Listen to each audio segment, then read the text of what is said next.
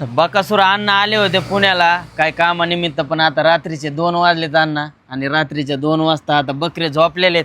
त्याच्यामुळं काय आता मला बकरे कापता येणार नाही, पण पुढच्या वेळेस लवकर या. लवकर आल्यावर मग नक्कीच बकरे कापतो.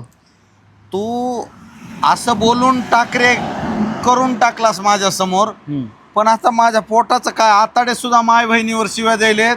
सोन्यासारखा रविवार गेला, आता 2 वाजलेत म्हणजे श्रावण सोमवार लागलाय, म्हणजे माझे आले का नाही जेवायचे वांदे. काय करू अण्णा, जरा लवकर आले असते तर बकरे झोप. काहीच नाही भाऊ, तिथं वेटर आहेत, त्यांना उठव, 7-8 कांदे कापून पोहे तरी हलवायला लाव कमीत कमी. सकाळी वेस थाळीचं बघू काय ते. मग आता तेच करतो. पोहे खातान का मग? 100% खातो. न खायला काय झालं, आताडे माझे शांत तरी होतील. बरं चालतंय. आता अण्णाला बकरे तर नाही, सोमवार आहे, पोहे खा मग आता. आता पोहे खातो. हा. काय 2 पावणे 2 वाजायलेत, हा. 15-20 मिनिटात पोहे होतेत.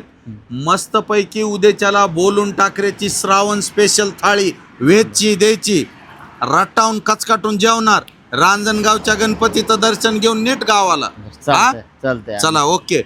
तर मित्रांनो, व्हेज असल नॉन व्हेज असल, कोणतीही उत्कृष्ट क्वालिटी जर खायची असेल तर कुठे यायचं? हॉटेल बोलून टाकरे. खाली दिलेला नंबर, ॲड्रेस, येणे, आणि श्रावणचा आणि संडेला मटणाचा, चिकनचा, अंड्याचा फुल एन्जॉय करणे. ज्याला जे जमतंय ते खाणे आणि एन्जॉय करून टाकरे. जिंदगी नाही रे डबल, एकदाच बोलून टाकरे. बस, हॉटेल बोलून टाकरे.